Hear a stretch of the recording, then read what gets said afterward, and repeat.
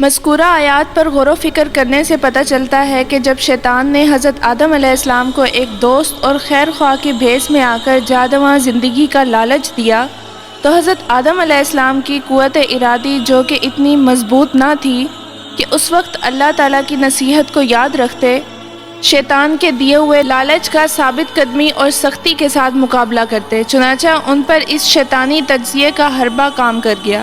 یہی وہ بھول، لغزش یا فقدان عزم تھا جن میں ان آیات کی طرف اشارہ کیا گیا ہے۔ بعض مفسرین یہ فرماتے ہیں کہ لغزش کو گناہ یا نافرمانی کہنے سے عصمت آدم پر حرف آتا ہے، کیونکہ ائمہ اربعہ اور جمہور امت کے نزدیک متفقہ طور پر انبیاء علیہ السلام تمام گناہ کبیرہ اور صغیرہ سے معصوم ہوتے ہیں اور جان بوجھ کر اللہ تعالیٰ کے کسی حکم کی نافرمانی نہیں کرتے۔ البتہ ذاتی اعمال و افعال سے سہو نسیان کا صدور ممکن ہے، مگر ایسے امور جن کا تعلق تبلیغ و تعلیم و تشریح سے ہو، ان امور میں سہو نسیان ہرگز ممکن نہیں۔ خود قرآن کریم نے سورہ بقرہ میں اسے ایک معمولی سی لغزش کہا ہے، یعنی شیطان نے ان دونوں سے لغزش کرا دی۔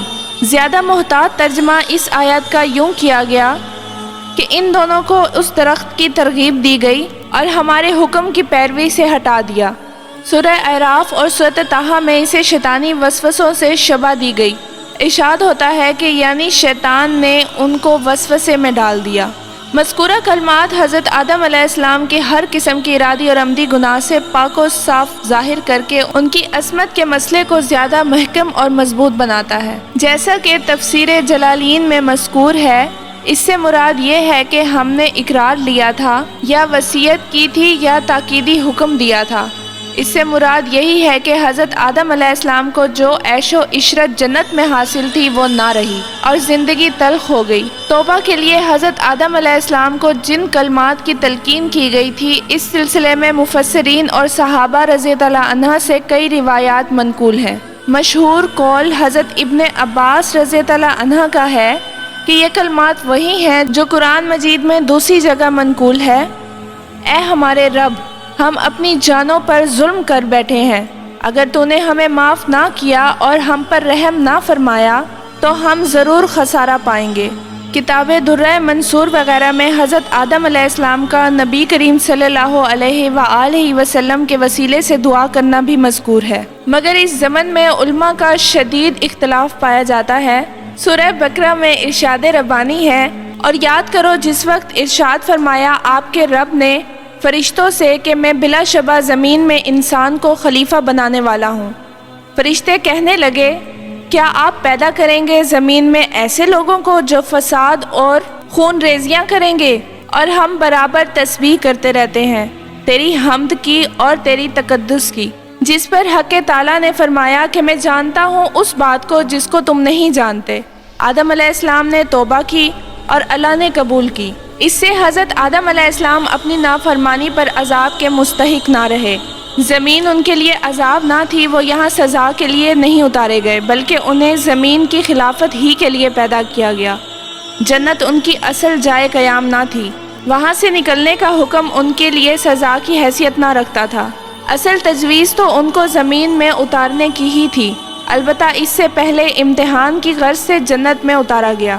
زمین پر اللہ تعالیٰ نے ان کی اولاد کو عزت دی، بحر و بر میں ان کی نقل و حرکت کے لیے سواریاں مہیا کی گئیں اور ان کے لیے پاکیزہ کھانوں کا انتظام کیا گیا، اور ان کو بہت سی مخلوقات پر برتری بھی عطا فرمائی۔ اور اللہ تعالیٰ نے بنی آدم کو عزت و تکریم کا تاج پہناتے ہوئے آسمان و زمین میں جو کچھ بھی ہے سب اس کے لیے مسخر کر دیا، جس کا ذکر اللہ تعالیٰ نے سورہ لقمان میں اس طرح فرمایا کہ کیا تم دیکھتے نہیں کہ اللہ تعالیٰ نے زمین و آسمان کی چیزیں تم پر مسخر کر رکھی ہیں اور تمہیں اپنی ظاہری اور باطنی نعمتیں بھرپور دے رکھی ہیں۔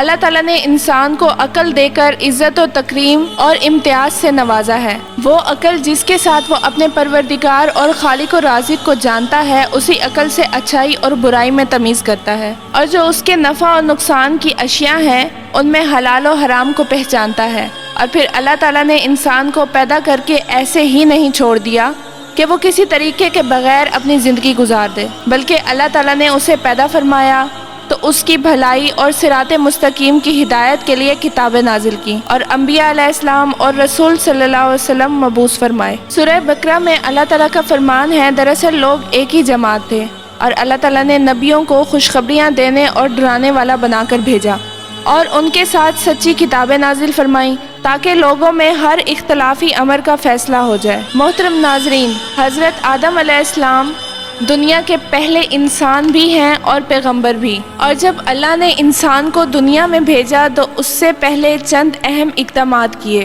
ایک اقدام تو یہ تھا کہ تمام انسانوں کی ارواح کو شعور دے کر انہیں دنیا کی زندگی کی آزمائش کے بارے میں بتایا۔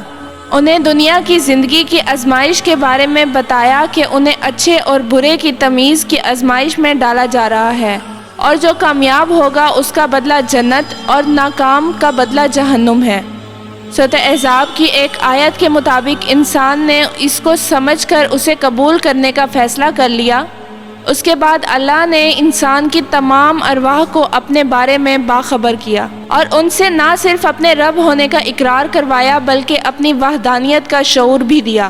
اس سے اگلا مرحلہ وہ ہے جس کا اوپر کی آیات میں ذکر ہے کہ اللہ نے اپنا یہ منصوبہ فرشتوں جنات کے سامنے رکھا، کیونکہ یہ دونوں ذی شعور اور صاحب ارادہ مخلوقات میں سے ہیں اور ان کا سامنا انسان سے ہونا تھا۔ جب اللہ نے فرشتوں اور جنوں کے سامنے یہ منصوبہ رکھا کہ ایک ذی شعور صاحب اختیار ہستی کو دنیا میں بھیجا جانے والا ہے، تو فرشتوں کو صاف نظر آ گیا کہ انسان اپنے اختیارات کا غلط استعمال کرے گا، تو بس انہوں نے اپنا اشکال سامنے رکھ دیا اور اللہ نے اسے اس طرح دور کیا کہ حضرت آدم علیہ السلام کو ان تمام ہستیوں کے نام یاد کروا دیے جنہوں نے آگے جا کر پیغمبر، ولی، صدیق، شہداء اور صالحین بننا تھا۔ پھر آدم علیہ السلام کو حکم دیا گیا کہ تم فرشتوں کو ان پاکیزہ ہستیوں کے نام بتا دو۔ چنانچہ جب حضرت آدم علیہ السلام نے ان ہستیوں کے نام پیش کیے تو انہوں نے اپنے اشکال واپس لے لیے۔ بس اس کا مقصد بتانا یہ تھا کہ اختیار کا غلط استعمال کرنے والے بدبخت ہوں گے، اور دوسری جانب اسی دنیا میں خدا کے آگے جھک جانے والے اور اپنی زندگی خدا کے مطابق گزارنے والے نیک لوگ بھی ہوں گے۔ پھر اللہ نے حضرت آدم علیہ السلام اور حضرت حوا علیہ السلام کو دنیا میں بھیجے جانے سے قبل دنیا کی زندگی میں پیش آنے والی آزمائش سے آگاہ کرنے کے لیے جنت میں بھیجا۔ بس اس جنت میں انہیں تمام سہولیات دی گئیں، بس ایک درخت کا پھل کھانے سے روک دیا۔ شیطان نے اپنا کام شروع کر دیا۔ ابتدا میں تو دونوں انکار